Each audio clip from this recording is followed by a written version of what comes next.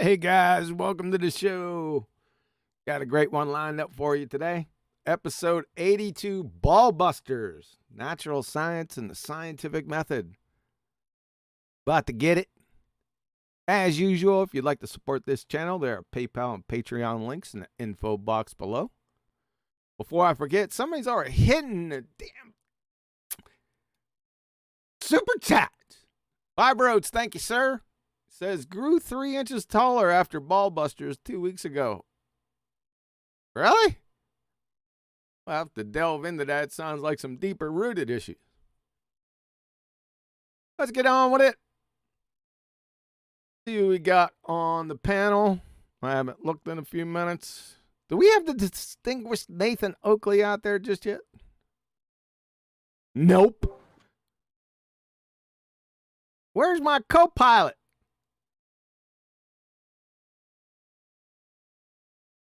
Hello? Anyone out there? Radio check. Well, yep, we hear you. Oh, okay. It's bank holiday, John. That's the trouble. You know what the problem is with retards?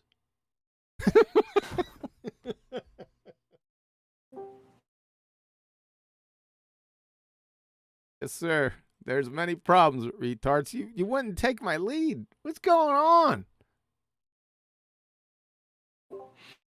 It's more a hesitancy to take Nathan's seat. That was the way you phrased it. Those are big britches to fill. There's no doubt about that.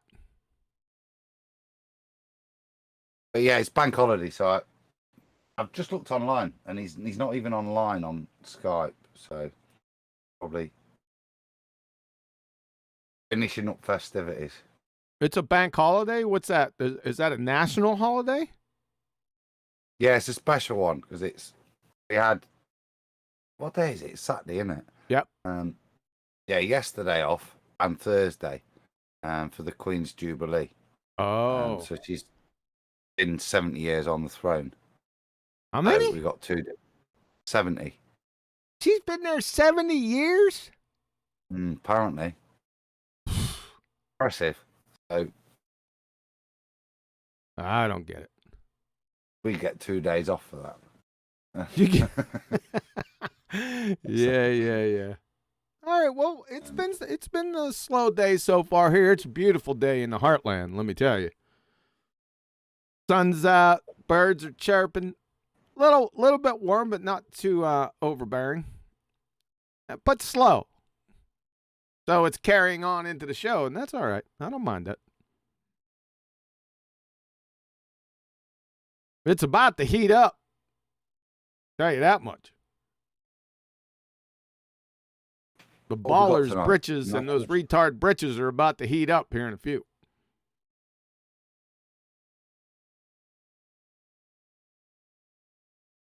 Yeah, you love your queen. Okay, I'll go to the chat since the damn panel doesn't want to say anything. Let's see. We got Divergent Droid. What's up out there? Jesse Palmer.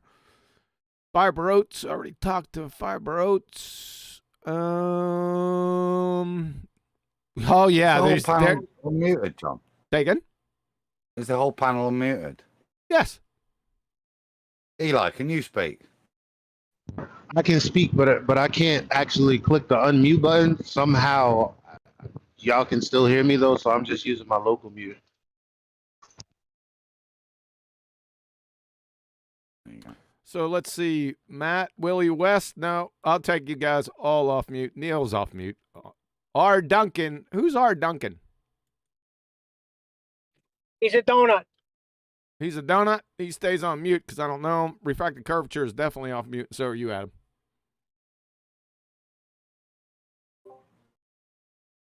Indeed. We're covering scientific method tonight, I think. Yes, it is. It's part 2. Yep. Yeah. Before it drops out, and whilst you were starting up the show, John, refracted curvature, was saying it'd be really good to go through convention, things like weight, etc. Why it's a convention, and now stepping out of convention. Geeky stuff that we've spoke about. It's good to hear it coming up as being requested to go through. just wanted to say, remind you of it. So maybe for future ones, I mean, not tonight, I mean, but future ones, that's worth looking at. Because I said to John, he said it's basic. I think to me, it's more of a nuance.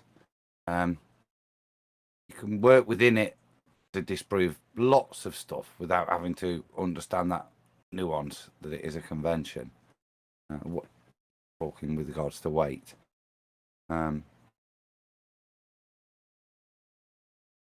So let me get this straight. You want a show about conventions? Oh, we don't want a convention, as in like, let's hire a marquee or conference suite. But in terms of actually, yeah, some of the sort of nuances in what we're looking at. What's convention? What does that mean? How can we use weight? How can we not transfer it into other paradigms?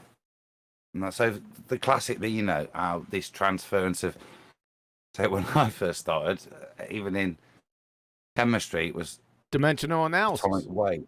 That's the whole game. Weight. That was the whole game. To stay off weight. Let's go back, because you're talking about something hyper specific. Weight. Now in chemistry, in inorganic chemistry, I hate when people say inorganic chemistry. You're saying, okay, what's he saying? When you're in organic chemistry, or you're just in inorganic chemistry? Yeah, that's a really good one. It drives me crazy. With inorganic chemistry, that's pretty much what you do. Is you use dimensional analysis to go through different standards or different conventions, right? Correct? Yeah. Yes. Yeah. Yeah, it's a lot of mathematics and different conventions. You have to be able to come up with the equivalence and then change your units. That was a big part of it. I'm putting in about 60% of it, right? Organic, you don't do anything like that. I don't remember anything in mathematics with organic chemistry. With inorganic, see, if you say with inorganic, that separates them. You can't say in inorganic chemistry. It just doesn't work. But go ahead, Adam. I rumpused you going. Yeah, the organic stuff, it's more about pathways, isn't it? And the maths is in the bonds. Whereas it's more quantifiable the other way, isn't it? But not go ahead me. Maybe refracted. Maybe you could just expound on that a little bit in terms of what your request is, because I feel like a lot of people get confused when they're talking about, you know, what measurement is and what it can prove. I think most people don't even know what it is. What a measurement is. Is that what you're saying? They're confused about what a measurement is, rather than a calculation. Yeah. Yeah. Well, it's, you know, you're tying a conception to reality if you're doing it right. Yep. Are you saying you want to know the difference between a measurement and a calculation? Not you, but the general you. Yeah, I think most people it would do well to know the difference. Yeah, a measurement is that you exchange energy with the object under investigation. Whereas in a calculation, there is no energy exchange. You're just using, I can come up with different words for calculations, but basically that's the biggest difference. Good? I've not heard that before. I quite like that. I just didn't make that up, by the way. I kind of knew that. Because I think it's an important distinction. Right? Yeah. Yeah. There's a good way of describing it. That's what I'm saying. I quite like that. It's a good way. You don't have to overly commit to anything, but there's an understanding. Yeah. I think that's official. Let me go chase it down. Oh, I got to get rid of my presentation. I don't got to get rid of it. I'll just minimize it. It's not yours then. No, I didn't make that up. No, I usually don't do that. Where would I would have put that? That's the next question. Let me try it. Where are you? Would I would have put it there?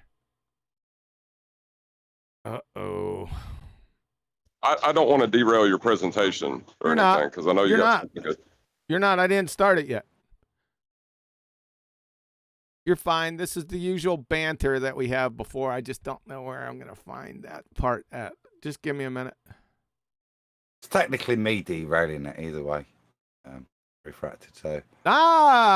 Nirvana. I just got it. Eureka. Not Nirvana. Eureka. Here we go. So this is from Britannica.com. The definition for measurement. All measurement always involves some interaction between the object and the observer or observing instrument. There is always an exchange of energy, which, although in everyday applications is negligible, can become considerable in some types of measurement and thereby limit accuracy. Well, that's all well and good, the second part of the definition, but the important part is there's always an exchange of energy. Follow? Whereas a calculation is strictly computation, right? That's it. I like the second part even more. Oh, do you? Yeah, because it exemplifies the point. I think, yeah, it's like sticking a thermometer in. You stick a thermometer in to read the temperature of something, but the thermometer is cold, and the temperature read has to include the heat exchange in that. So you're not reading when it tells about equipment error. Yeah, you're not reading that, are you? You're reading something slightly different. That's clever. I'm liking it all, John, even though it's completely off topic. And It is. Well, it's kind of off. Yeah, it is, but there's a weak association. I have no disagreement with it. Is the point I'm making. But with just conventions, conventions are intuitive. We need them. They're all man-made, obviously. But we need them so we can communicate with each other on a standard, right? If you're writing an article, especially in writing, right? Because you're not actually interacting with these people. So to put out information, everyone's got to be on. It's like a forced same sheet of music. So it doesn't really. There's so many conventions, metric system's a convention, right? So everyone has to know what those words mean. Shocking, right? And so they're not right or wrong. They're just conventions. If everyone's following me right now, here's a good example of when it goes wrong. If you're out in the deserts in Arizona and no one's ever heard of the metric system, and you say, well, that mule deer looks like about 2 clicks away. Of course, you'd have to know the slang for kilometers is clicks, but I digress. But they'd look at you, if they've never heard of the metric system, they're going to look at you like you got 35 heads, and rightfully so, right? So it's a standardization benchmark.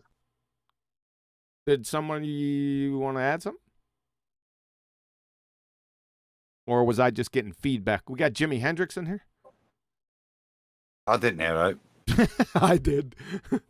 That's okay. Yeah. So the end of presentation.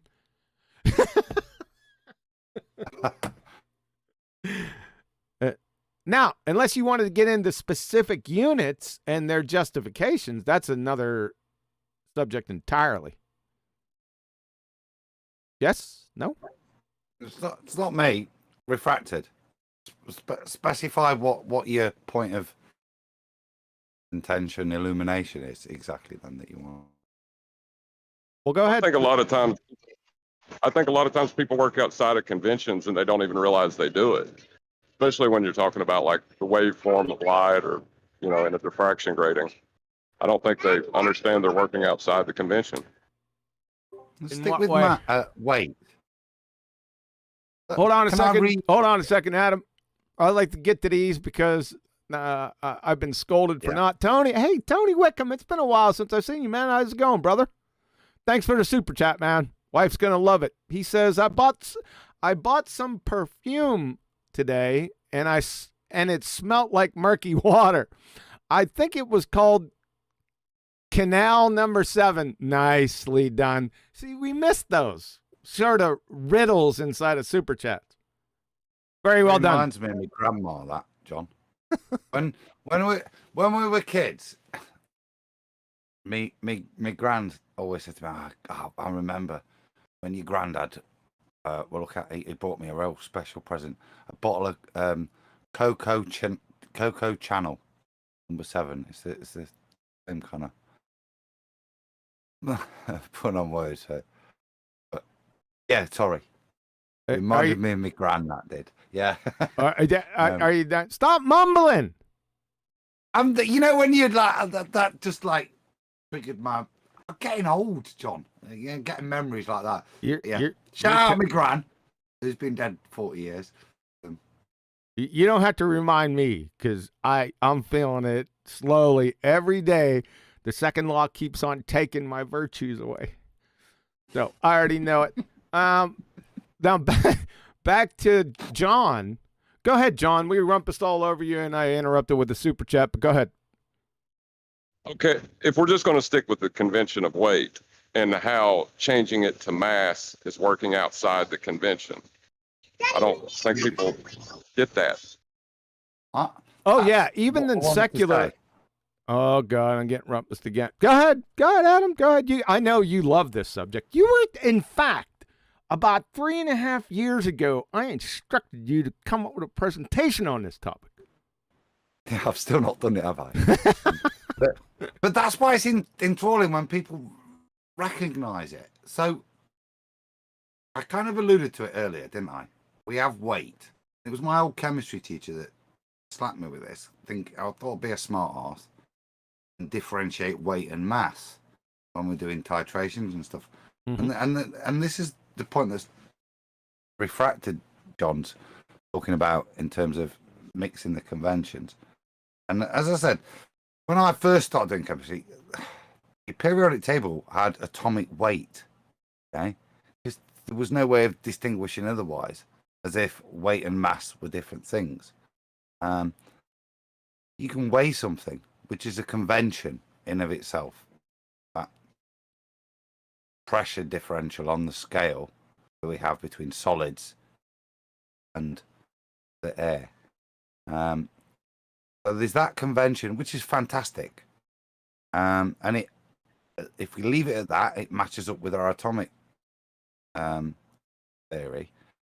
But if you then pervert that and try to make components of your atomic theory equivalent to the weight you've measured, but recognize that and redescribe it as mass, that's, I think, where we're out of our convention. Does that make sense? Are you asking me? Well, I was actually asking refracted, John. Yeah, I figured you were. Yeah. Sorry, Adam. I'm fighting with kids right now. Sorry. I heard a couple.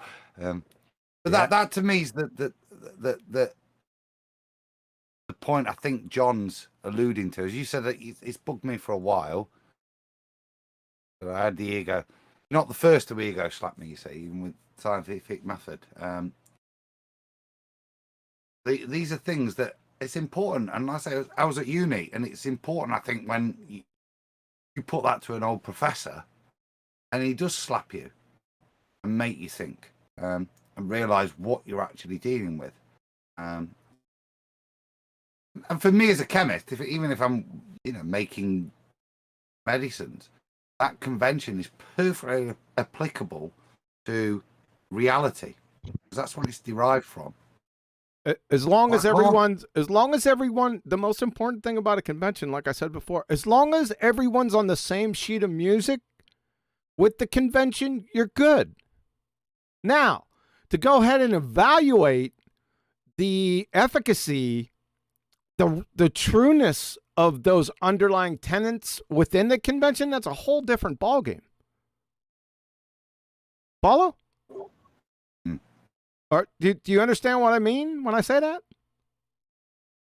Yeah, because I want to then go to moles, sure, and protons, and neutrons and convert this convention of weight and equate it to the units that I've arbitrarily, in all honesty, I can't, I just assume an electron in the way I imagine it has to can't weigh virtually anything. Did you say Unix or units?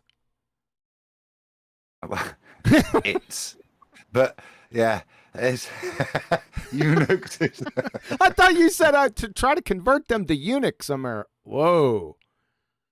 Well, some men are born as eunuchs. Yeah.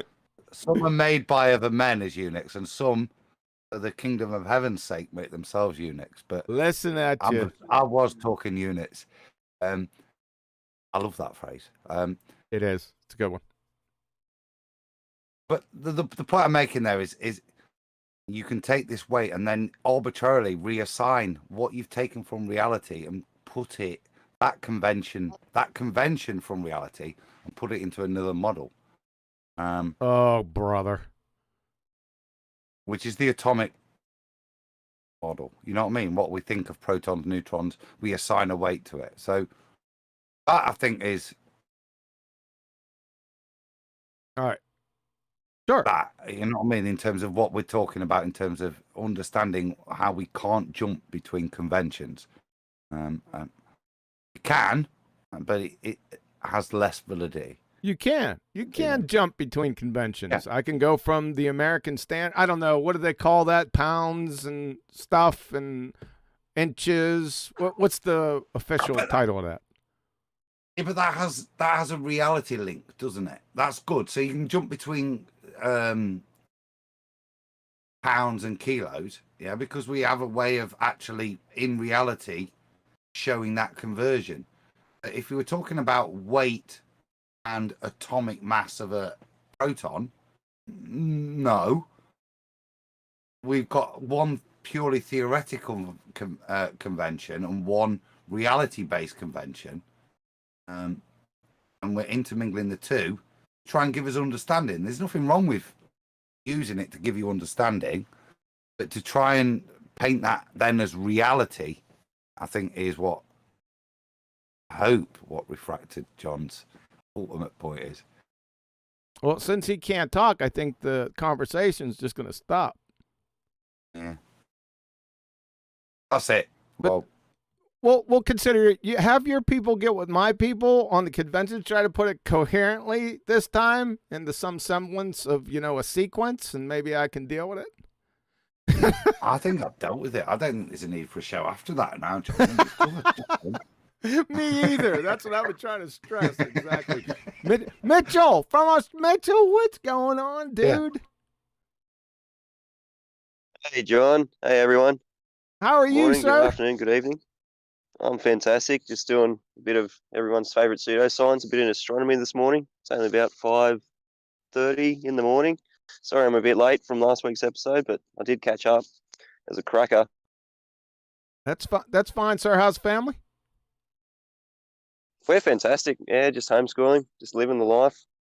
Getting a bit cold in winter. How's life for you guys in summer? You must be loving it. Yeah, we missed the spring. I can only speak for people here in Missouri. We missed the spring. I know the audience is just on the edge of their seat waiting for this. We went from winter to summer. There was hardly any springtime in there. So it happens that way sometimes. It turned out that way this time. So, but to your question, enjoying it very well, sir. Thank you very much. Fantastic, great to hear. We almost had a Noah's Ark event here in the east coast of Australia. Non-stop rain for about 4 months, but it's all good. Didn't float away. Funny, that's what we had here. That's good. yeah. It's good to a point, but then it gets old, and then they're calling for a drought in from the end of June through August. Unbelievable. Hey, Yeah. did I miss the obligatory food talk today? No, there is still no doing that? Yeah, there is no food talk on BALLBUSTERS. That's just QE. That's just particular to QE Live. All right, I'll keep it on QE Live then. I don't think that we discussed food all that much on the last one. I could be mistaken, though. Hey, are you guys getting the kind of planetary lineup in your morning sky as well at the moment? The 5 planets? I haven't heard of it. Any other Americans here could speak to that? Well, it's quite spectacular anyway. I'm seeing, well, we got Mercury, Venus, Mars, Saturn, Jupiter all in the sky in a big long line. It's quite spectacular. It's beautiful. Does it have a meaning? No, just really bright lights in the sky. It's fantastic. Just a bit of pseudoscience. Seeing as we're on the topic of science. Yes, sir. We might get into that right quick here because it's going downhill. Let's see if we have any people listening. Yeah, we got 50 people. You guys are interested in all that. 59. That's what I'm talking about. 58, one left. He got sick of it. Yeah. Well, we might as well get into the presentation. What do you guys think? Oh, if no one else has got out to ramble about, I mean, why is Neil so quiet? You all right, dude? He could be right. He could be on the move. Usually on Saturdays, he's cruising in the car and he's in and out. Yeah, good. Time for a presentation, then. I think it is. I think I'm ready for it too. This is really important. I don't want to say the most important, but yeah, I'm not even going to say that. Let's just go into it. So, the king of the scientific method is experiment. It's birthed from the queen, which is the hypothesis, which is birthed from the first step. Observe a natural phenomenon. The critical, indispensable steps are observe a natural phenomena. That's your dependent variable. Number 2, formulation of a hypothesis. That gives the relationship between the independent variable and the dependent variable. And then experiment, which puts it all together and then adds a little dash of constant or controls. Now, there's a number of different scientific methods out there. The valid ones, because there's additional steps, and we went over that before. They're mostly logistical or administrative steps. These are the cowbell steps. You must have each of these 3. You must have. You can't have it without it. Now, you can put flowers around it and chicken soup in there, maybe some Chevys and a day at the baseball game. It doesn't matter. You have to have, at a minimum, these 3. That's why I said critical, indispensable steps. If one's missing, it's not the scientific method, period. Like I said, yeah, right below, you cannot have science that is natural science. That's what, when we say science, we mean natural science, not just knowledge. In this subject area, in this context, whenever somebody says science, I immediately think natural science. And you can't have natural science without these 3. You're going to see down below that I'm going to support this till the cows come home, along with their bell. So 66% of the experiment is the hypothesis. 50% of the hypothesis is observed natural phenomena. Hopefully that makes sense to everyone. If it doesn't, then it's going to make a little bit more sense down below here. We'll get to that. And we can't have a presentation, science presentation, without this statement. You'll see this statement pop up with increased frequency. Right? Let's go over it. This is from Professor Wolfs at the University of Rochester Physics Labs. The scientific method distinguishes science, that's natural science, by the way, not distinguishes knowledge, right? That wouldn't make any sense, but I digress. Let's start over. The scientific method distinguishes science from other forms of explanation because of its requirement of systematic experimentation. Pretty cut and dry, right to the point. If you don't have this guy, right, then you don't have this guy. It's as simple as that. And you're going to see that driven home here in spades over the next, I'd say 35, 40 minutes. So, experiment. Let's take a look at Introduction to Theory and Application of Molecular and Quantum Mechanics, 3rd edition by Lieu. The final arbiter of truth in science is experiment. I can end the presentation right now. Couldn't I? That's rhetorical. You don't need to answer that, but that says it all. You can't have natural science without experiment, like I was saying above. Let's continue. So we got the chair of physics at Yale. The only way things change in physics is experiments. Everything. You see that? Everything. That's everything in physics is based on experiment. That's the only way we change our mind. So I don't know what's happening out there with, well, I do know what's happening because, like I said, we got the left-wing fuckwit faction that just makes stuff up. The anti-flat earthers are not even following what their secular scientists, quote unquote, are even putting out. So how can you get around this? The only way things change in physics is experiments. If you say I'm doing physics and then I ask you for experiment and you don't have one, then guess what? It's not physics. He's telling you straight away. Everything is based on experiment. Oh, I don't know what else to tell you guys. Do I need to go any further? You know I'm going to, but should I? Do I need to? I don't. I can just prosecution rest right here and you're finished. Let's continue. Let's get another one. Highly respected of the secular quote unquote scientists is Richard Feynman, right? Let's see what he has to say on the topic. If it doesn't agree with experiment, it's wrong. And that simple statement is the key to science. That's natural science, by the way. So if you don't have experiment, you don't have the key to get through the door. In other words. Again, from Feynman, from the lectures on physics from Caltech. Listen to this closely. There's a hidden meaning in here. Mathematics is not a science from our point of view in the sense that it is not a natural science. See, I like when he does that. See, he says science right here, right? And then he clarifies exactly what he means by saying natural science. He's just not talking about knowledge here. But I digress. Let's start over. Mathematics is not a science from our point of view in the sense that it is not a natural science. Here comes the kicker.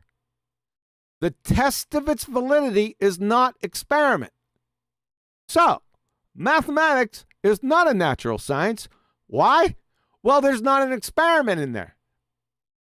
So, according to Dick, for something to be natural science, it must be validated by experiment. Game, set, match.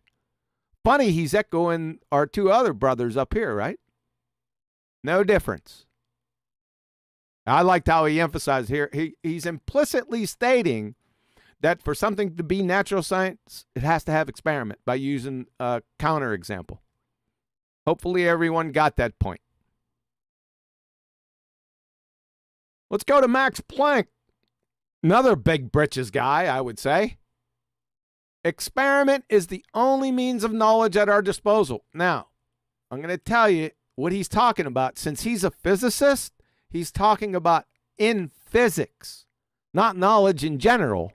He's talking about his subject matter area. So, experiment is the only means of knowledge at our disposal. Everything else is poetry and imagination. Quite shocking, isn't it? So if you come weeble wobbling your way in and say, science, well, I got natural science here, and you don't have any experiment, then what Max Planck is telling you, you have this, poetry and imagination. That's all you got. How many conversations with anti-flat earthers or sphere believers have claimed science without experiment? How many in the past 7 years? Nearly every conversation I'm in. Put it bluntly. So I don't know what to tell you guys. I mean, they're through.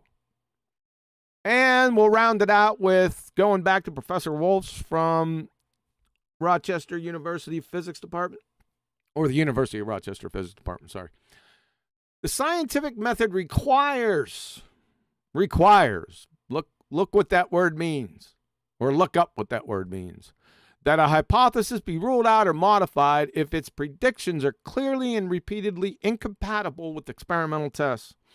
Further, no matter how elegant a theory is, its predictions must agree with experimental results if we are to believe that it is a valid description of nature. In physics, as in every experimental science, that's redundant, experiment is supreme, and experimental verification of hypothetical predictions is absolutely necessary. The game's up. Jig's up. That is, if you have a scientific claim and you don't have experiment, you're toast. I'm going to toast you. I'm going to roast you. I'm going to release my wolf pups on you, and it's not going to be pretty. And I can just support it. I've been doing this for years, right? I can support this till the cows come home, because you got to have experiment. Let's, maybe they're quite talkative now. Let's go ahead and put the stoppers on this and open it up for questions or comments. Any? Oh, thank God. I haven't spoken in minutes. I know. I could feel it. There's a few bits. The first is science, right? And I raised this on Nathan's show the other day when Ben's brought up a nautical almanac thing called the Science of Navigation. And I referred to books that I have, the Science of Dosage Form Design. And the word science there is not used incorrectly, but there is a level within, like, only be referencing these words, a level of understanding. I think your presentation outlined that those that use these words where there is a nuance understand the nuance and they use it correctly, or they point out. So in terms of the books, I think I listed it. When you see it in books, it has a very specific meaning. The term science, it means an organized, methodical collection of all the information relating to that topic. And as I think some of your references said, or they made the attempt to distinguish between science, natural science, and then particularly with maths to address that point, I thought was good. But the kind of underlying point really is, if you're going to use these words in academia, in the relative places, you have to have an understanding.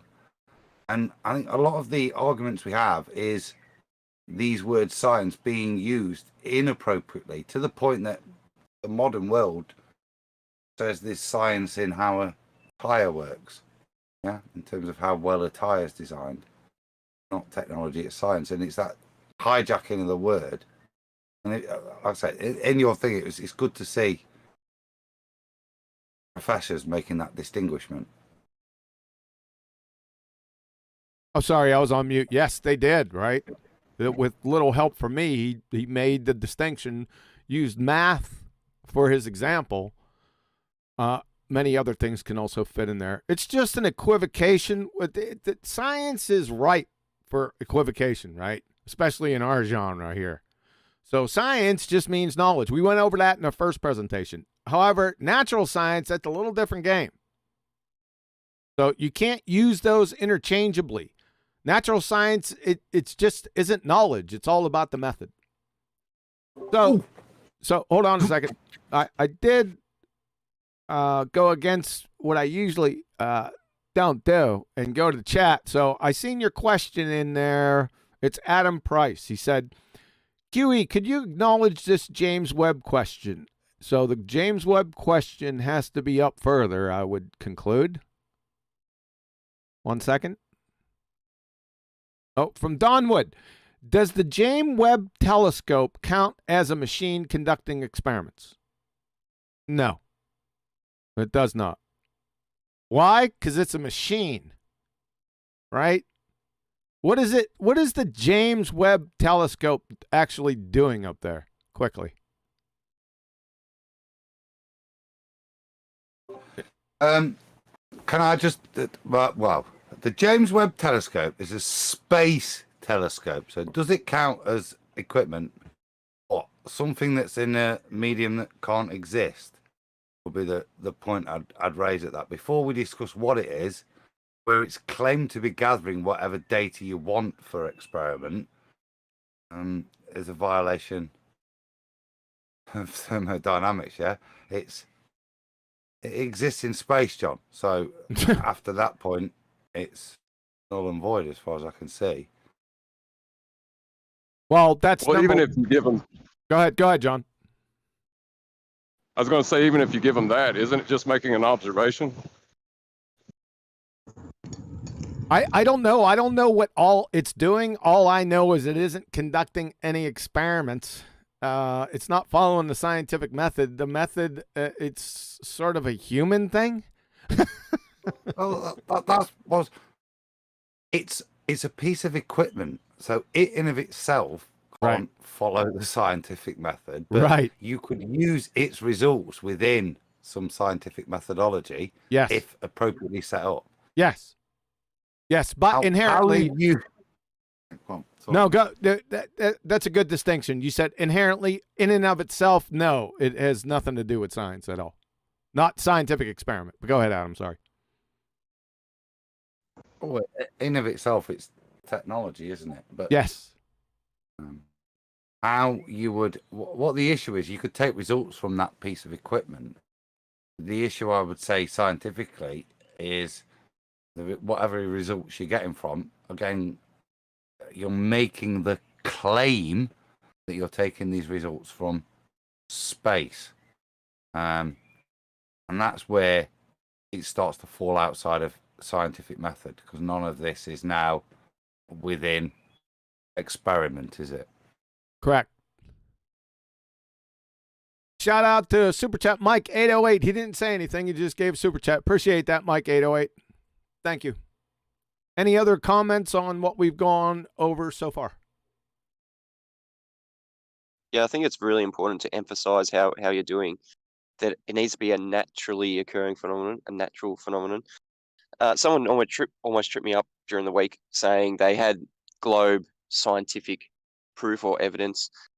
When you look at a boat disappearing as it moves away from you, that's caused by the curve of the Earth. I almost went straight into, well, curve of the Earth isn't not an independent variable, but then I remembered your presentation from last week emphasizing that it needs to be a natural phenomenon. A boat disappearing as it moves away from you is not a naturally occurring phenomenon. You can trip them up right there. You don't need to go into the IVDV. Are you saying because the boat is man-made? Well, it's all to do with man, isn't it? The boat is moving because of man. The boat is moving away from you because of man. So it wouldn't be a DV in the first instance, would it? Well, that's okay. You can always use a surrogate for that. You could throw a big chunk of log out there and say the log is just it. You know what I'm saying? You could use a surrogate if you wanted to get over that. I usually don't. If somebody it's a train wreck to begin with, right? And not because it's just the boat's man-made. The biggest problem with that train wreck is you don't have a viable independent variable, right? Like you said, you already mentioned it. The curvature of the Earth has to be the independent variable. You can't vary and manipulate that. You can do it scientifically if you just deal your variables as distance. Yeah, yeah, you can work it like that. But Mitchell, you're saying the point, observe a natural phenomena, yeah, right? Did you watch Flat Earth debate this week? We were presented with something. I think this is sometimes where we get mugged off into exploring things in almost in an ether type way. We wasted a lot of time discussing somebody that claimed they saw orbs when they exhaled. Now, step one, you really, when we say observe a natural phenomenon, that's not somebody saying they observe orbs when they exhale air. Yeah, you really have to actually have that nailed down as what's going off, and that's why I think John's talking about substitution. And light behavior, you've got to use substitution. Do you know what I mean? That's one thing, but yeah, let's say if we're gonna discuss natural phenomena, there's a point to this: it's repeatable, it's demonstrable, not somebody witnessed it in their bathroom one time. It's not necessarily a natural phenomenon. Go ahead, Mitchell. Anything to follow up with that? Did you have a comment on it? Yeah, I did see the whole orb debacle this week on FED.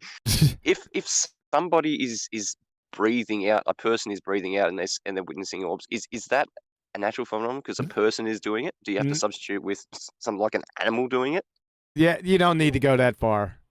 It's okay. I would treat it as a natural phenomenon. He's not seeing any friggin' orbs. I don't know. I've been out in cold weather a lot of times and seen my breath. I never seen any friggin' orbs. I think the point he was trying to make was, yeah, you can see gas, but if you're seeing gas, it's not really. Yeah, gas you're not anymore, seeing gas. That you're seeing water droplets is more or less like fog. Those are water droplets. You're not seeing gas. Not that gas anyway. A shoe is man-made. Okay, yeah, but a man isn't. Right. There's some nuances in there. You have to be careful. Sometimes you get a little bit too pedantic, right? Well, but each case has to be judged on its individual merits. So each case has to be evaluated. In terms of natural science, respiration in a human or dolphin or whatever, it's the same thing. Right. It's not the human that's the issue here. It's whether or not the human made it, right, and we observe it in the thing the human made. Not right. the fact that we observe things in humans. Yeah.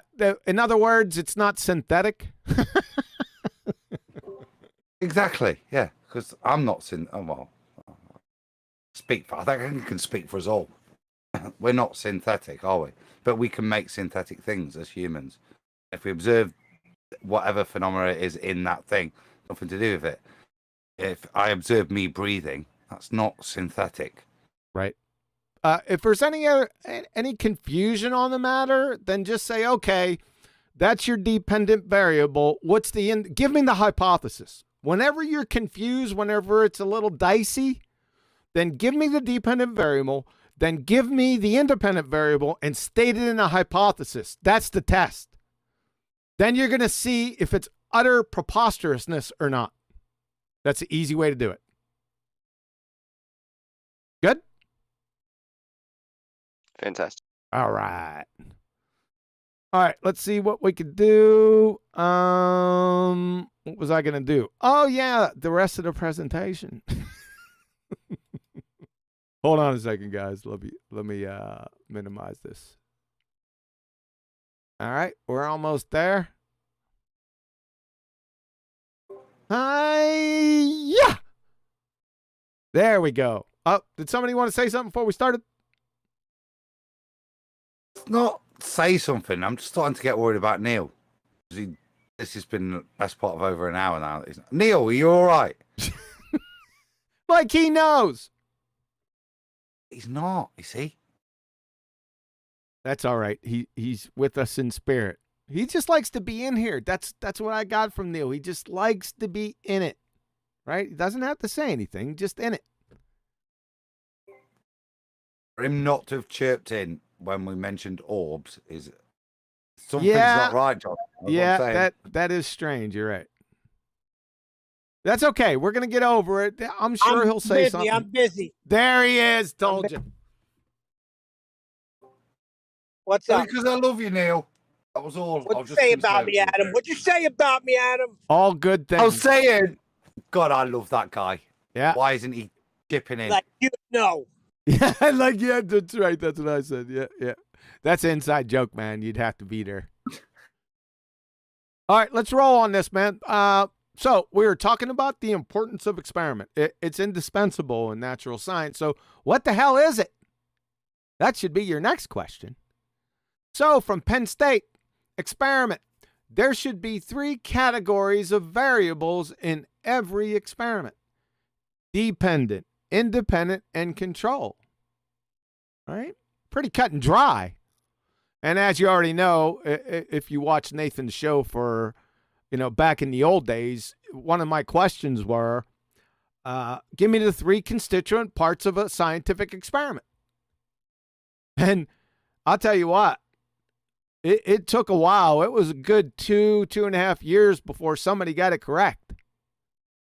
That's how bad it is out here. So this is pretty cut and dry. I mean, you're not going to find too many different renditions here. Again, this is from Penn State. We'll go to explorable.com. They're a research organization. Experimentation. There are 3 important variables you have to remember when you're designing your experiment: independent, dependent, and controlled. Pretty much the same thing Penn State says, so they're on the same sheet of music. Then we go to the Institute of Physics. They should know, right? When planning an investigation, students need to identify the variables that they consider significant and then select the ones they want to look at for what? Cause and effect. We'll get back to that. If possible, any other variables that will affect the outcome of the experiment need to be kept constant during the investigation. So we got independent, dependent, and controlled. Look at this. Boy, this one makes a shining appearance, right? Cause and effect. Hypotheses in natural science and experiments only deal with cause and effect relationships. That's it. Period. End of story. Nothing else. If it's something other than a natural cause and effect relationship, then it's not natural science. Period. Hopefully everyone gets that. It's very restrictive. Not shapes of things, then. No. So let's go to the secular definition from their alma mater wiki. And this even tells them it. Right? So from wiki, an experiment is a procedure carried out to support, refute, or validate a hypothesis. Experiments provide insight into what? Cause and effect, by demonstrating what outcome occurs when a particular factor is manipulated.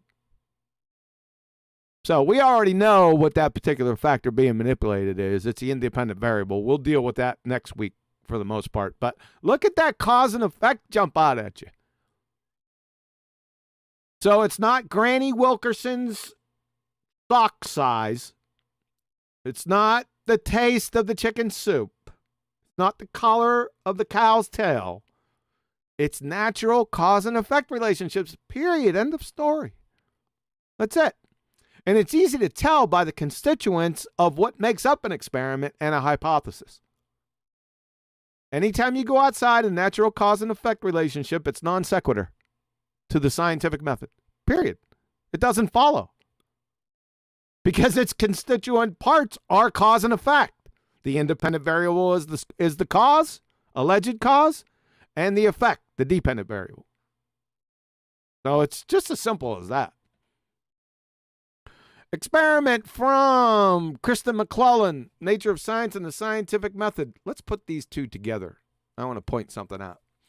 So once the hypothesis has been established, it is time to test it.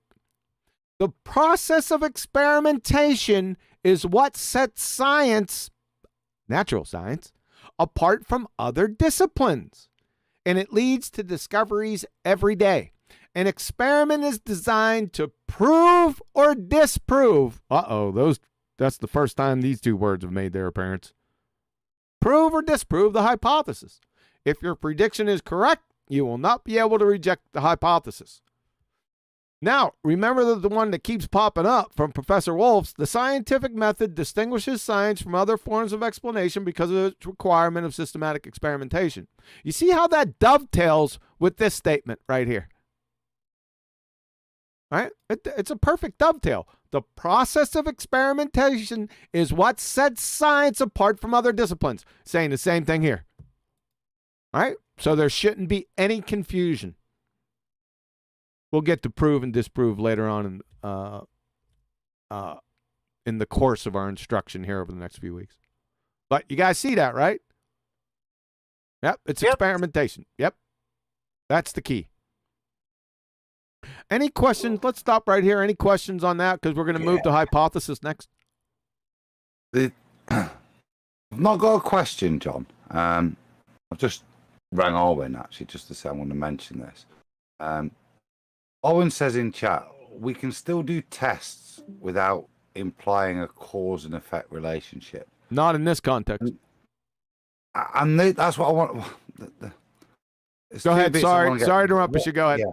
Yep. Sorry. Go ahead. No. That's a good point. That's exactly the point. There's that point, but not in this context. But we can also have a test, can't we? I can have a pregnancy test. I can have a litmus test. If we're talking within a lab, yeah, is that me performing science? No. But was science required so that the results of the test would have validity? Yes. So when I dip my litmus paper in acid, they red. Yeah. So there's cause and effect behind the test. But the test in and of itself, I'm not doing science. I'm checking whether it's an acid or a base. There's no cause and effect there, but I've done a test on it. Yep. I take some urine and do a pregnancy test. I'm seeing if somebody's pregnant or not. I'm seeing whether the test results it. Yeah. But the validity of that will have science behind it. But when I use the test, I'm not doing science, and that I think is an important distinguishment between the two things. It is. It's good. It articulated very well. Thank you. Anyone else? Oh, sorry. Go ahead, Adam. I was going to say that's the last of my interruptions then. Anyone else on experiment? No, well, you just went over. It was real short. No? All righty then. Well, let's move to the queen, because you can't have the king without the queen first in this particular instance. Scientific hypothesis. Now, let's go to one. Oh, we'll go to him here in a second. This is mine. A scientific hypothesis is your experiment statement. It expresses a testable proposed cause and effect relationship from the phenomena that was observed in step one. This is where you're going to put the relationship, or the proposed, the better stated, supposed relationship between the independent and dependent variable. So let's take a look at the importance of a hypothesis, and we're going to go to one of the king pseudoscientists out there in secular society, Professor Sean Carroll. If you haven't heard of him, he's big britches. I didn't just pull him off the street, right? So we're going to go to nature.com, one of the most prestigious journals in the entire secular world, and see what Sean has to say about hypotheses. So, California Institute of Technology physicist Sean Carroll arguing in The Edge that hypotheses aren't simply useful tools in some potentially outmoded vision of science. They are the whole point. Uh-oh. Ballers, do you hear that? Anti-flat earthers, do you hear that? That's coming from one of your, I would say, higher echelon priests. If you state anything other than that, then you're going against one of your high priests. How can you do that? You're a numpty. You have to follow suit, right? And if I ask you, if you say, yeah, I got science, I say, what's the hypothesis? And you say, I don't have one. You're in a hurt locker, son, according to Sean Carroll, because they're the whole point. I'm just saying. I'm sorry. Sean's just saying. You know, Is it Sean Hawkins that said that? not Sean Hawkins, no. Sean. 'Cause Go ahead. I was about to beg for Chocolate Sane to come in and say, where's Chocolate when you need him? Because there's that baller that you say, well, what's the hypothesis? And he says, well, let me do the experiment first.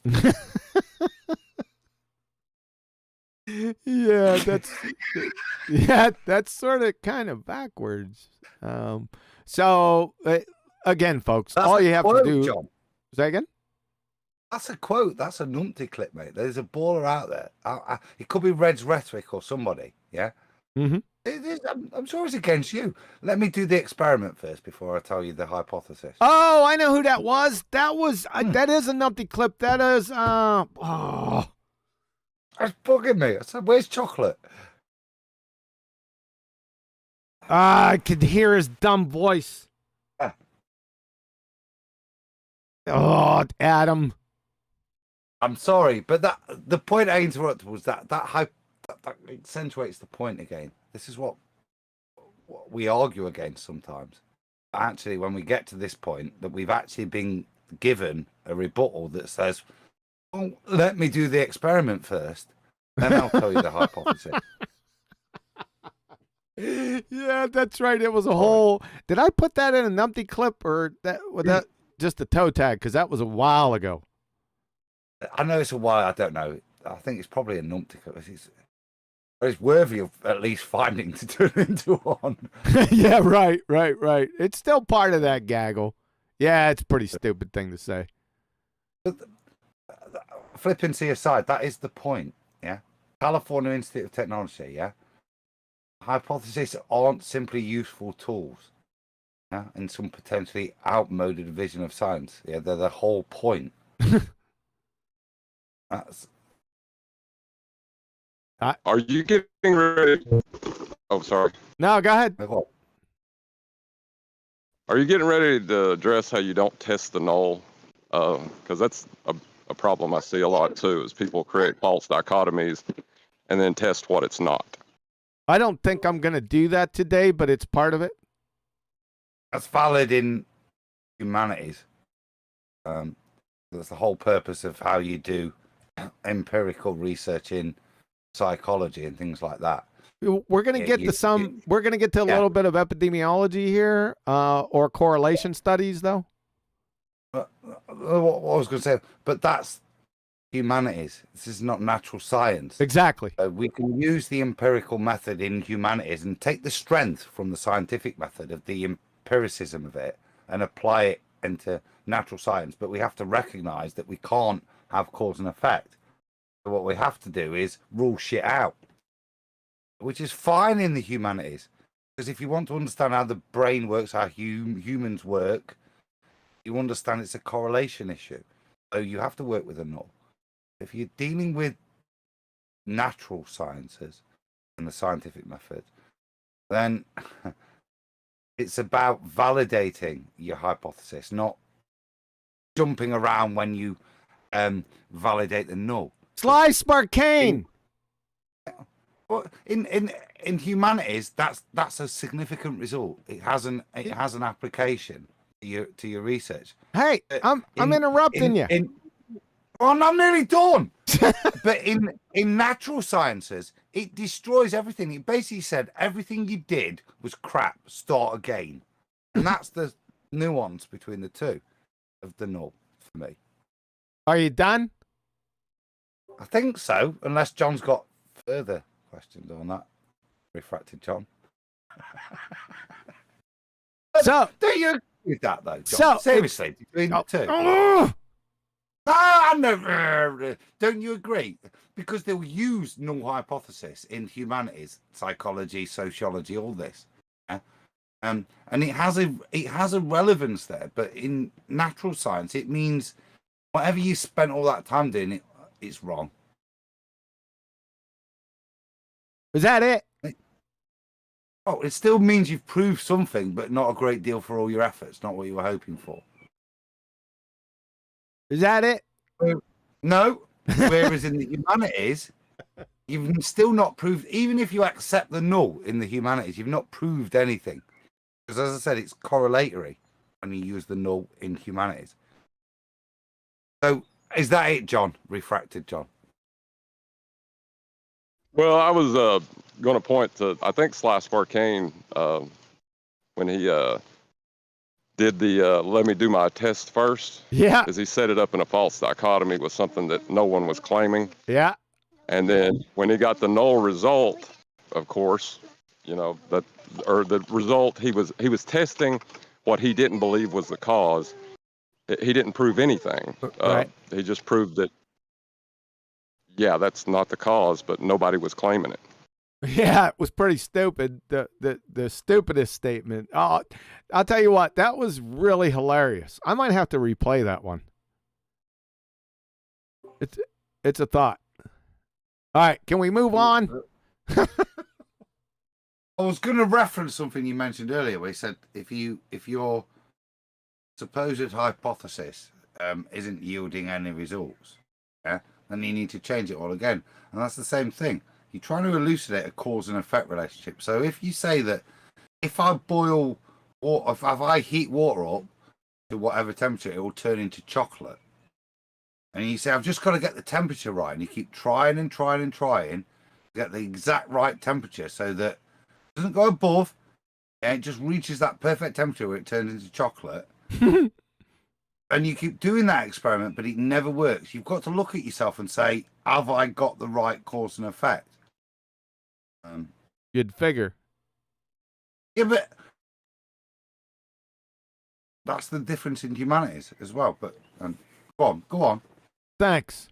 So, not to get off the topic, that the scientific hypothesis, Mr. Humanities over there, the scientific hypothesis is the whole point, right? Because I told you from the beginning, you can't get there to experiment without the hypothesis, because the hypothesis is 66% of the experiment. The only thing you're adding into the experiment on top of the independent-dependent variable supposed relationship are constants and controls. That's what makes it an experiment.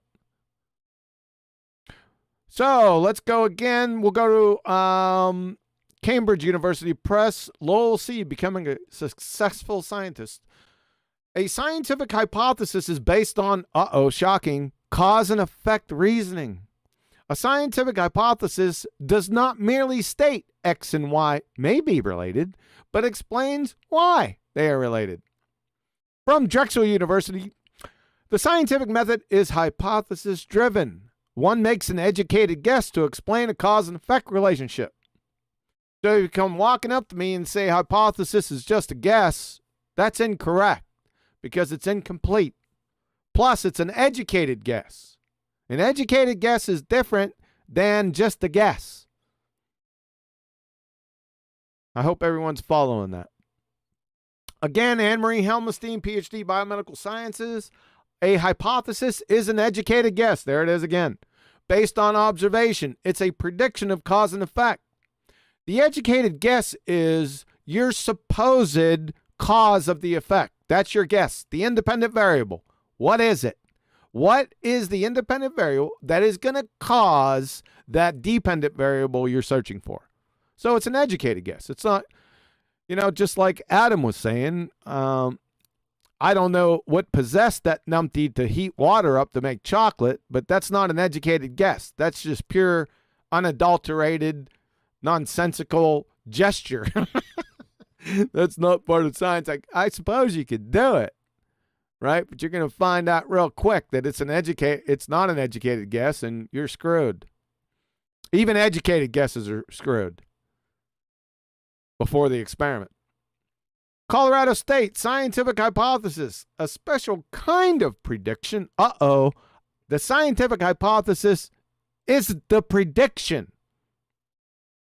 that forecasts, that's another word for prediction, how the independent variable will affect the dependent variable. That is a scientific prediction. How the independent variable will affect the dependent variable. That relationship and that alone is what is called a scientific hypothesis and prediction. Very important point right there. Back to Penn State. A scientist applies his or her present knowledge to predict, there it is again, the effect of the independent variable on the dependent variable. Well, duh, thanks. The prediction is a statement of the expected results of the experiment based on the hypothesis.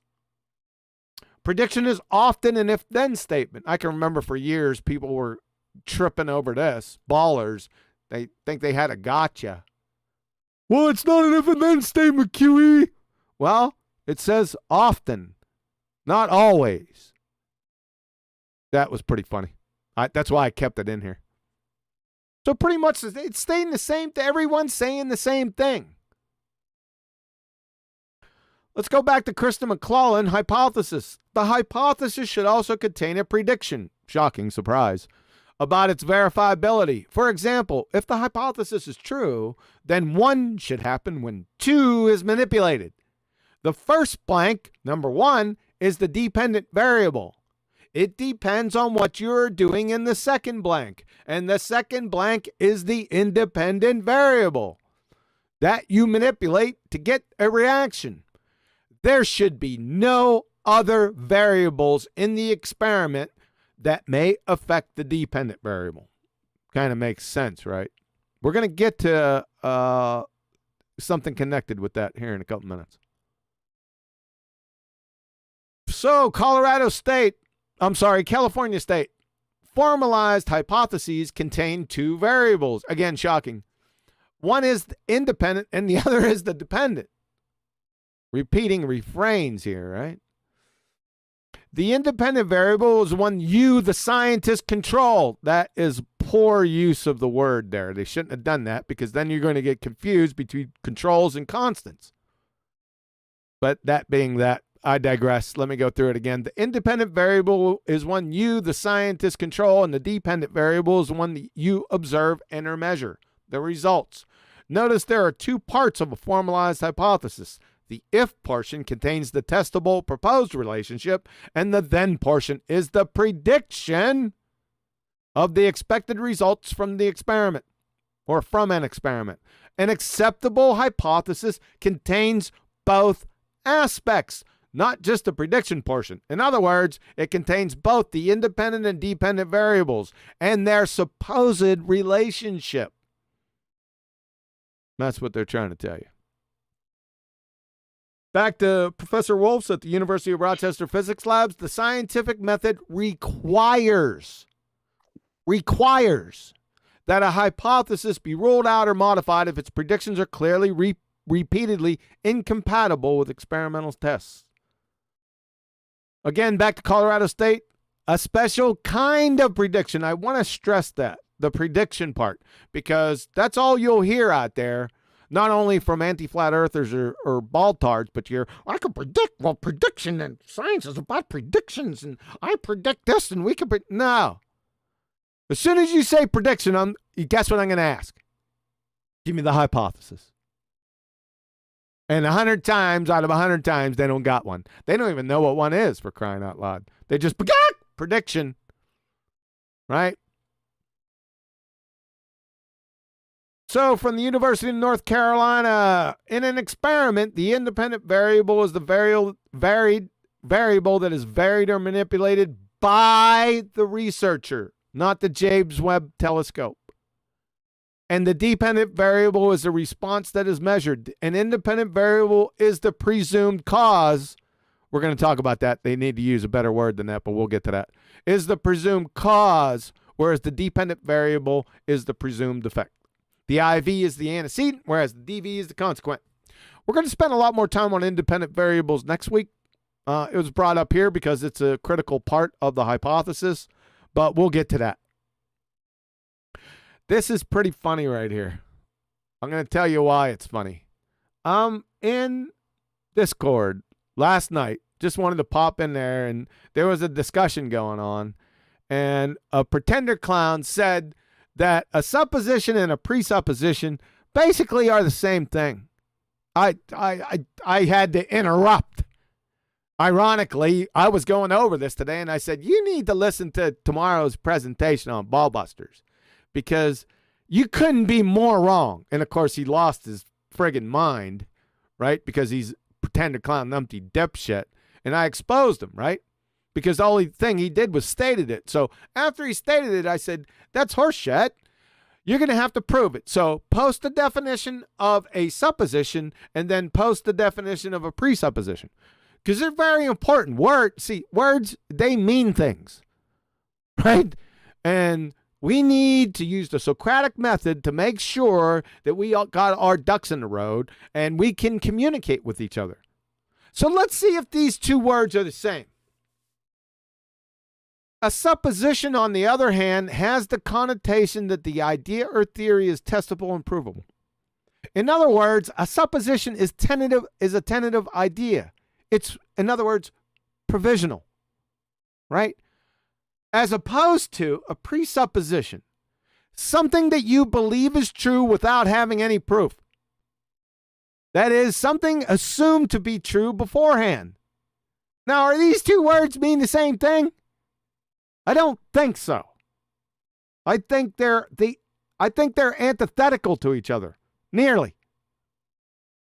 And usually when you have two different words, an alarm should go off in your head, and these might mean different things. Even though many are synonyms, it's giving you a clue that they're different words. They probably mean something different, right? Now, supposition is in here, but the prefix, ironically, pre, is very important in this particular case. Wouldn't you say? I would say so. I just wanted to stress that. I thought it was ironic that it was brought up last night. I haven't heard it in a while. So definition of supposition, we already defined it up here. Let's do it again. Merriam-Webster, something that is supposed. Hypothesis. Now, something that is supposed, that's a poor definition because it's using the word in the definition. You don't want to do that, right? However, a supposition is a hypothesis. That's what I wanted to stress here. So a valid scientific hypothesis establishes a tentative, possible, supposed cause and effect relationship. Not presumed. It's not a presupposition. We're not taking that as read because we're getting ready to do the experiment to find out because it's tentative. It's provisional. I hope everyone gets that. This will be either confirmed or invalidated by the experiment, like I said. So it's a supposition. The cause and effect relation is supposed. However, this is really an important point right here. The independent variable's existence isn't supposed. Just the relationship between the independent and dependent variable. It's a subtle difference, but it's huge. For example, alternative hypothesis. Given otherwise healthy type 1 diabetes patients, the lack of insulin will lead to diabetic ketoacidosis. The independent variable, the cause, is insulin, or the lack of here. The dependent variable is the prediction, diabetic ketoacidosis. So, I'm not supposing or assuming the existence of insulin. It most certainly exists. The supposition is its effects. Follow? It's subtle, like I said, but very important. These clueless pretender clowns are so ignorant and desperate because their incoherent goose is cooked. They think because they see the word presumed, i.e. independent variable is the presumed cause, which would be better, like we said, supposed cause, then that greases the skid and allows them to float presumptions, assumptions, sphere Earth, spinning Earth, etc., as independent variables. I mean, it's a train wreck. The independent variable's effect is supposed. It's getting ready to be tested. Remember, it's provisional. See the experiment, not the independent variable, its existence itself. Next block of instruction, how to say the on Tuesdays. Hypothesis examples. Y'all going to love this. It seems like the first one gets a lot of play. They just can't get over. I've had more problems with this first. They'll stay away from the other ones. They'll just focus on this one. This one drives anti-flat earthers to drink the Kool-Aid, start snorting shrooms. I don't know why. It's just a basic scientific hypothesis. There's nothing wrong with it. It's valid. So here it is. Heat will cause water to boil at 212 degrees Fahrenheit. That's 100 degrees Celsius. You see, there's an interplay right here with conventions. I digress. Let me start over. Heat will cause water to boil at 212 degrees Fahrenheit, 100 degrees Celsius at 1 atmospheric pressure. That's 101 kilopascals and 14.7 psi. There we go again. That's double your pleasure in there for Adam. 2 different conventions there. We could do some dimensional analysis on that. But I don't know. For some reason, they think this is not a hypothesis. I don't get it. Yeah, it is. Yeah, you got the dependent variable, water boiling, and the independent variable, heat. Duh. And, of course, I added the amount of pressure here because in this particular case, whenever you're talking about boiling point elevation or freezing point depression, you're always talking about pressures with it. They always go hand in hand. So this is a little special case. It's not a big deal, right? But it doesn't refute or invalidate this as a scientific hypothesis, for goodness sakes. You already heard the second one. I gave it up there. Notice that we didn't have if or any thens in here. Funny that. Given otherwise healthy type 1 diabetes patients, the lack of insulin will lead to diabetic ketoacidosis, right? Diabetic ketoacidosis is your dependent variable or the effect. You're trying to figure out what's going to cause that, and you got the lack of insulin. There you go. Independent variable. Number 3, they usually stay away from this one. That's probably a good idea. If the which path information is known or can be known, then we will observe wave function collapse. That is, no interference matter existing. Yep. That is a valid, viable scientific hypothesis. Why? Wave function collapse is the dependent variable. Definitely have that. And the cause, which path information, either known or not known. Simple. And the final one, if vitamin C intake is crucial to collagen integrity, that be in humans, then eliminating vitamin C intake in humans will cause scurvy, right? So scurvy is the dependent variable. That's the effect. And vitamin C, or the lack thereof, is the independent variable. Simple as that, folks. There's 4 examples of valid scientific hypotheses. So then we got this animal. I think this animal came up not too long ago on one of Nathan's shows, if I'm not mistaken. I heard it come out. So it's called a complex hypothesis.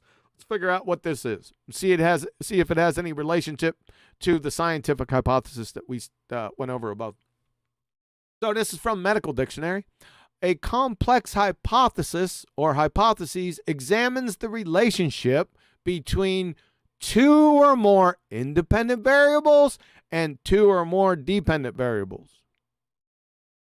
Ruh-roh, Shaggy, because we got the University of Texas Health saying, and I quote, there can only be one independent variable and 1 dependent variable in an experiment. Everything else that can impact the experiment must be kept constant or controlled. These are known as controls. So you see the difference here. A complex hypothesis, which really isn't a hypothesis because it's ripe for equivocation, right? Oh, but it has hypothesis in the name, QE. Yeah, but it's not a scientific hypothesis. The reason being is it has 2 or more independent or dependent variables in it, when an actual scientific hypothesis in an experiment only has 1 independent and 1 dependent variable. It's pretty cut and dry. Don't know how you're going to get out of it. Also, this complex hypothesis nonsense is employed in epidemiological studies. Those are correlation studies. And remember, correlation does not equal causation. That's a problem. If you just heard that statement and been here for the previous presentation when I kept stressing cause and effect. Because that's all science, natural science is looking for, cause and effect. So correlations is automatically shit canned or mule kicked right out of the discussion. Pretty cut and dry. From Cornell.edu, epidemiological studies can never prove causation. There you go. All over. Right? Because what we're after, like I just said, and what we just went over above, over and over and over again, was proving causation. Cause and effect, cause and effect, cause and effect. Remember? Well, this guy doesn't or can't never prove causation. So it's not science. It's not natural science. Period. So epidemiological studies can never prove causation. That is, it cannot prove that a specific risk factor actually causes the disease being studied. Epidemiological evidence can only show that the risk factor is associated, correlated with a higher incidence of disease in the population exposed to that risk factor. The higher the correlation, the more certain the association, but it cannot prove causation. That is, this is not natural science. Period. End of story. Like how I did that? Hopefully you did. And we'll finish it up for today with math variables. Because I used to get this. I don't get this too often anymore. I think the pretender clowns finally got it. Not to bring this up because they'll get embarrassed. So math variables, let's because they try to equivocate math variables and independent and dependent variables in scientific method. That's the problem. So Anne-Marie Helmestein, PhD, Biomedical Sciences, is going to put the demarcation in between the two for you. A variable is any factor that can be changed or controlled. In math, a variable is a quantity that can assume any value from a set of values. A scientific variable is a little more complicated. Plus, there are different types of scientific variables. Scientific variables are associated with the scientific method. Variables are things which are controlled and measured as part of a scientific experiment. There is nothing like that in math. So, I'm going to wrap it up for today with this part of the presentation, and I think the next part of the presentation will dive headlong into independent variables. Comments, questions, concerns? Predictions. Huh. I predict you're going to get in trouble if I don't read out some of the super chats. Oh, yes, I am, because I can't do two things at once. That's why I've got you covered, bro. Okay. As far as I could scroll back, I've got Mike 808 who just gives $9.99. So shout out, Mike. Thanks, bro. And then we've got lumpy gas in a vacuum. Yes, your bow is better, QE. Damn, Skippy. Sexy bow beast. And the last one again, no statement, just from Don Wood, $5. So yeah, cheers, Don Wood. Shout out, mate. Thanks for the $5. I'll never see it. You will put it to some kind of bow wax or something. Bow wax. There is no such animal as any damn bow. I don't wax my bow. But ironically, you don't have to wax a bow. No, you don't. But ironically, I did wax. See, I have two bows. So right before we came on live, I did take the older bow that I got. It's not much older. And I did wax the strings. How ironic is that?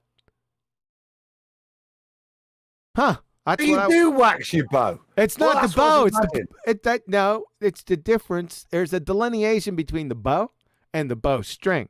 The bow is the riser. Now the string is connected to the riser, but the string's not the bow. The string's the string. String wax. There you go.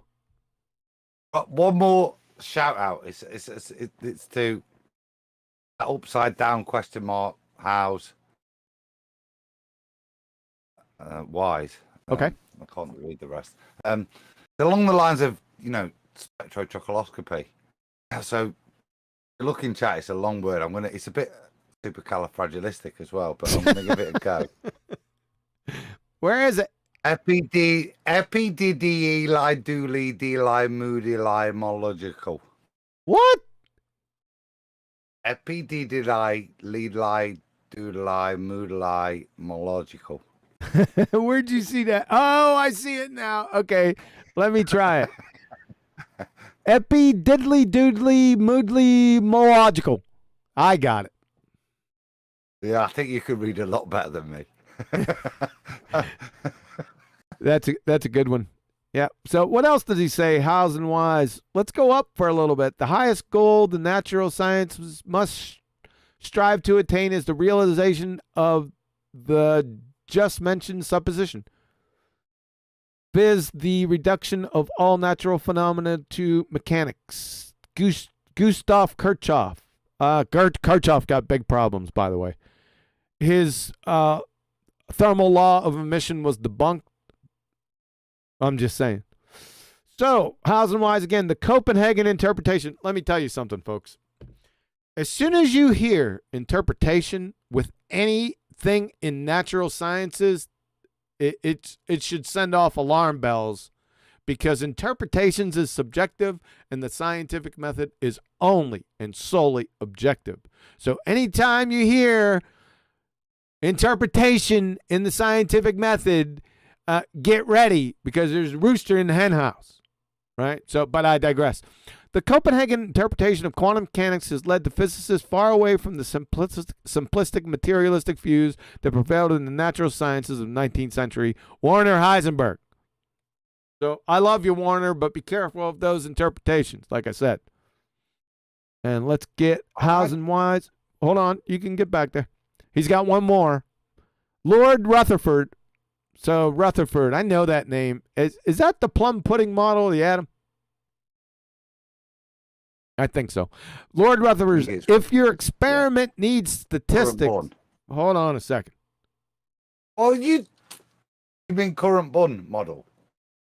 The Bunn model. You call it plum pudding? Yeah, current Bunn model. Same thing, isn't it? Isn't Rutherford the... Hold on. Oh, relax. Look it up. But isn't Ernest Rutherford plum pudding? I'm pretty sure. I could be mistaken, though. It could happen every 500. I'm not disagreeing. It was the vernacular used to describe the model. I've never... See, I'm not that posh, you see. Yeah, I'm not that posh to have a plum pudding. I had a current Bunn model. You think I'm posh? You're posher than me, you've. The Rutherford is responsible for the plum pudding model of the atom. I got it. Look at that. I'm not disputing that. I said the way I was brought up, it was the current Bunn. It's the current Bunn model. Okay. Got a lot less fruit in it. Yeah. So let me see what he says. So Lord Rutherford, hows and whys is stating that Rutherford said this. If your experiment needs statistics, you ought to have done a better experiment. Yeah, I'd have to agree. I've got another thing about statistics from another big britches guy that's pretty funny. I don't know where I put it, though. Remind me of that, hows and whys, and let me get it for next time. Arwen, waxing your bow is metaphorical, QE. You damn well know what it means. That'll be enough out of you, Arwen. Interpretation is a personal... Yeah, anytime you hear interpretation means subjective. To put it simply, I could go on and on about this, but interpretations are subjective. It's more associated with religions, right? If you hear it out of anyone's pie hole within science or the scientific method, natural science, you know that they're trying to... that you better bend over, right? That's all I'm saying. We'll keep it real like that because it's antithetical or antithetical. Antithetical? It's antithetical, subjective and objective. They're two opposite sides. They're not even on the same coin. Okay, so that's it for the presentation. Like I said, any questions, comments, or concerns? 1 second, let me get back there. Since I don't have my sidekick here. I'm doing my best. Yeah, you are. You're doing okay. You want to take? Yeah. Do you got mod powers in here? Let me check. No, I don't want them. Betty, give Adam mod powers. Crying out loud. All right. So Elijah F. Yellow. Questions, comments, concerns. No, man, this is yet another very detailed video. In fact, I'm going to download it because, yeah, the detail in this shouldn't be missed. There are very subtle differences when it comes to definitions, words, and the way we use them. And so, yeah, I like it. Well, thank you, sir. Appreciate it. Matt, I thought I took you off mute earlier. Did you jump back in again?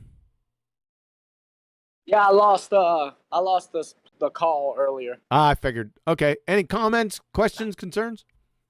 Great show, man. I guess tongue in cheek. Everyone knows that the James Webb's telescope it peers into the past, just like microscopes peers into the future. You know, fuck science. But you guys say you got to put some backbone in it.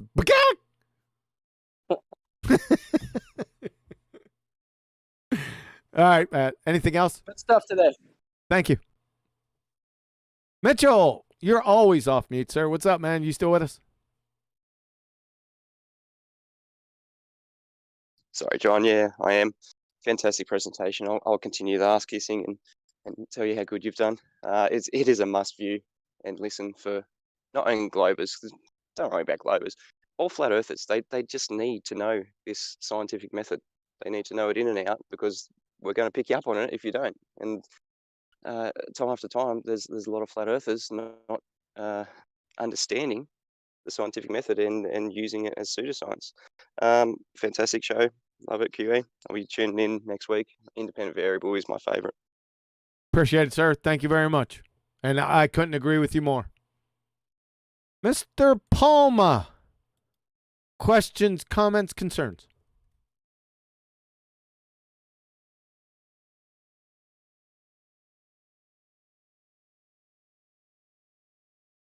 Five, 4, 3, 2, 1. Nope. Neil Constantino. I'm sorry. Neil. Yes, sir. Yes, sir. Questions. Can you hear me? Questions, comments, concerns, and I can hear you. No, most of the time, I like to talk, but in these scientific methods, I just like to listen and absorb it all in. Another great show. Keep them coming. As you could hear on Flat Earth Debate, people need an understanding of science. Great show. Thank you, sir. I'm done. R. Duncan, Mr. Donuts. Questions, comments, concerns. I'm playing my video game right now. That's important. The last 2 people. It's intense. So I've been listening. It's been a fun time listening. And keep it going, boys. All right. Thank you, sir. Refracted curvature. Did those kids leave you alone yet, John? Yeah, I actually just got away from them. I was thinking, as far as scientific method goes, when you're talking about anti-flat earthers, I don't even think they understand what measurement is. They don't have a chance on this stuff. I think they're just cut off. They're not capable of reasoning at this level. I don't think. Okay. Is that it? Yeah, it's just I was surprised in this arena how little people actually grasp what measurement is. So when it comes to like scientific method and figuring out the cause of an observed phenomenon, it really puts in perspective how intelligent human beings are or aren't. Let me ask you a question. Did you hear measurement or any quantitative associations in this presentation, sir? Only when she was I think it was one of the last citations you were given when she was talking about quantitatively the change within your dependent variable, but I don't think that's the same thing as cause. Yeah, exactly. So another important point, and I know I probably didn't state it, but since you brought it up, it will be stated probably in the next few presentations that the scientific method solely adjudicates qualitative measures. I shouldn't even said qualitative measures. That's almost antithetical to each other. It's the scientific method is qualitative, not quantitative at all. Just want everyone to know that it's qualitative. It's cause and effect, not quantitative. There's many people that have a big problem with that. I'm going to tell you right now, especially that it's the people that it's a nuance, but especially the people that have a secular science education. I'll put the screws to them. Now, I don't do it purposely. Okay, maybe not always, but I can really put the screws to them with that because it's always a cause and effect question. It's not quantitative. Now, there is special cases where the quantitative aspect is important, but it is not a part of the scientific method.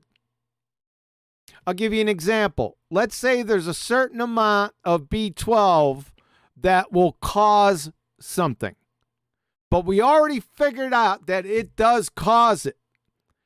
The next step, so an additional step that's outside the scientific method that speaks to what an is would be the quantity of it.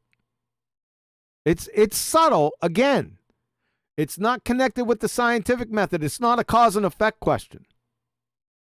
Does everyone, hopefully I articulated that correctly. Maybe Adam, I know Adam's going to want to chime in on this.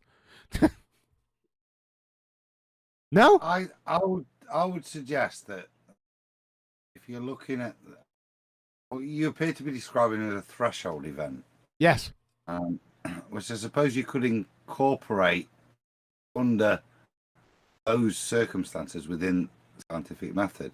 Yep. What you're not going to do is say an amount of something in of itself. Probably more. What the method doesn't do is describe quantities produced. It's not quantitative in itself. The quantities may be involved to describe, let's say, a threshold, but in of itself, the quantities are not relevant in terms of their relevance, their amount. Their amount may be relevant to a cause and effect relationship still. You're all over I it, just man. want I'm sorry, I just John. want to say that. Go ahead, John. I was just wanting to say that because I'm projecting, because that was my biggest problem on entering into this subject, was separating the difference between qualitative and quantitative. Yep. And they were linked in my mind because of my education. Yes. And I think that's a big problem. Yes. So the question refracted, John, then is simply then, is 8 inches per mile squared scientific?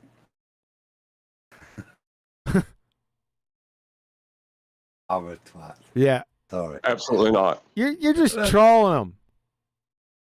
No, I'm not, because John's my mate, and I know he understands that. The point is that is cited as levels of that, isn't there? But fundamentally, it's cited as something scientific, as if that as a cause of effect, as in for every mile, yeah, squared, there's 8 inches of drop. Yeah, so that's implied that there's some science in that quantitative. I don't know who's relationship. implying it. Sounds geometrical to me. No, but I'm talking about what Refractor John was talking about. When we come into this, that equation has, and it's until you break it down, that appears scientific. And do you get me? Yeah. It still appears to be science. There's that relationship to demonstrate that the numbers and how much of something you get of something else still isn't science. It's really quite. I mentioned the word earlier, and quite a subtle nuance. Yeah. Yeah. Yeah, there's an error in connotation. Remember? Because we went over what Richard Feynman said earlier about mathematics. It is not a natural science, right? That's what he said. It test of its validity is not experiment, correct? Yeah. But everyone's raised, knee high to a grasshopper till adulthood with mathematics or equations with physics. It's not. Couldn't be further from in fact, they're antithetical to each other. That's what shocks most people. They're not ready for that. They'll lose their mind.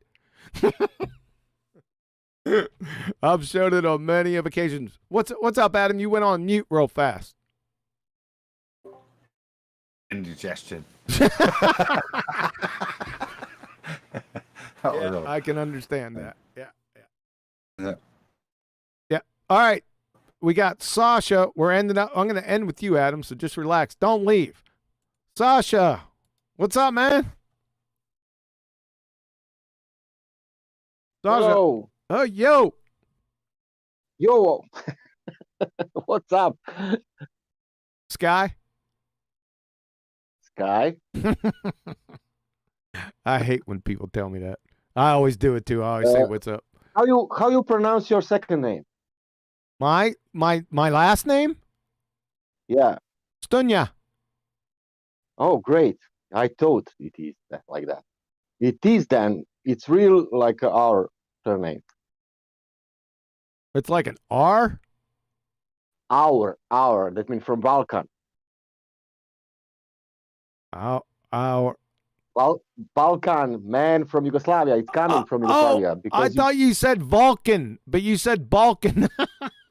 Balkan, yeah. It's like Adam and his eunuchs earlier. I thought it was about Mr. Spock. That's what I thought it was when he said that, man. I was like, what? Too funny. Because when I was sending the picture, and I reading Stunya. Oh my God, this cannot be American. I told you my grandparents are from Yugoslavia. Yeah. I didn't know that your surname is like that. I know that. Oh, yes, true. Yeah. Yep, I kept their name. Okay. Yeah. That's at least we solved that. Well, yes, Sasha sent me. How would you call it, a painting or an impression? No, because it's a print. It's a print picture. Of course, I got it wrong. I made because I'm doing that for now. I will stop to do that job, and then I put on canvas, and then that's it.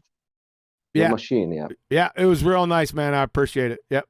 You know what? And I didn't take a picture of it.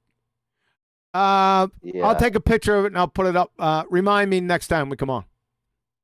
Okay.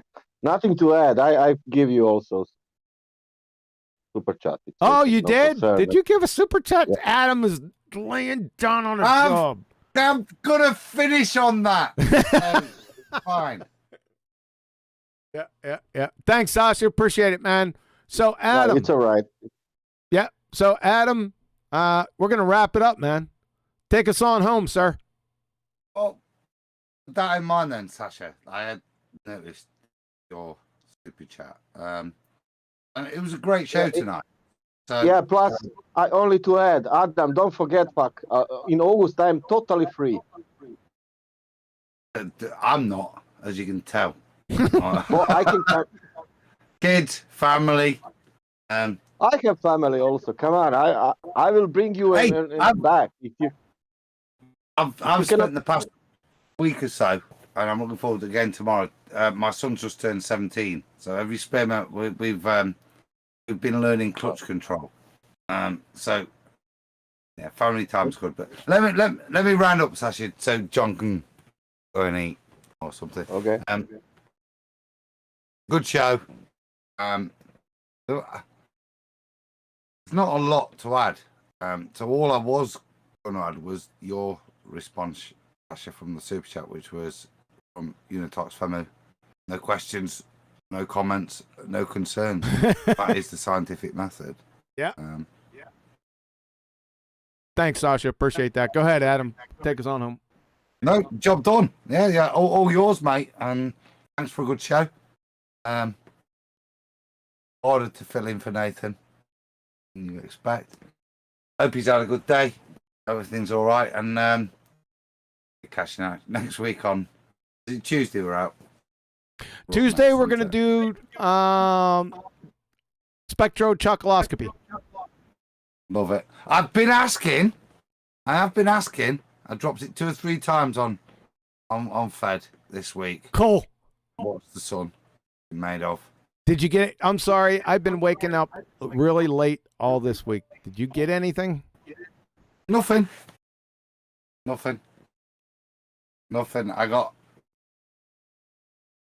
I don't think we've had any response. Like I said, I've dropped it a couple of times, but I still think it's important and a point to address. And it's not surprising, is it, that they don't want to address it or make a claim. They can't even say the word. No, but in terms of what the sun is and why they think it's this, that, the other. Yeah. But it'd be nice to, even if we've not had a response, it's not an argument by silence. Correct. But it's interesting, the silence, with such a simple thing to answer in the heliocentric model. Yeah. Very simple. So it'd be nice to address the points, but that maybe they can try and address what we present to them with scientific knowledge. Yeah, I like it's one of my favorite presentations. I like it to really expose pretended clowns that can't even say the word. It's spectrochocoloscopy because that's what came out of all the nonsense when they first started saying the word. I mean, I used to have a list. I wrote them down of all the baltards that just butchered it, right? They were really hilarious.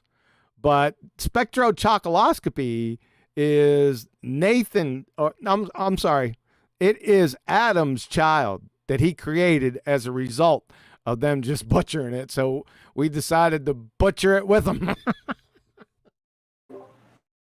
A natural spoonerism with chocolate saying, wasn't it? Yes. Yeah, Yeah. Spectrochocoloscopy. Yeah. I can't even say it now. Yeah. I say it that way all the time now. That's what it is to me. So we're not going to drag this out anymore. Let's go ahead. We'll go ahead and wrap it up. Thanks a lot for all the guests, the panel members. Appreciate it. Adam, those are some big britches to fill, man. So good job on you. Like I said, next Tuesday's next presentation, that'll be spectrochocoloscopy. And the next BALLBUSTERS presentation, obviously, will be episode 83. We're going to continue on the science, natural science, and the scientific method on that subject area for the foreseeable future. I think it's, like I said, I agreed when Nathan brought up that we should probably spend some time here and always come back and stress it some more. So I realize there's a lot of repetition for a lot of folks that been with the discussion, especially on my channel for all these years. It's probably painfully redundant and over and over and over again. But listen, from the things that we hear out there, especially from, like Mitchell said, a lot of flat earthers, they ain't getting it yet. So we'll just continue to do it over and over and over again till you puke.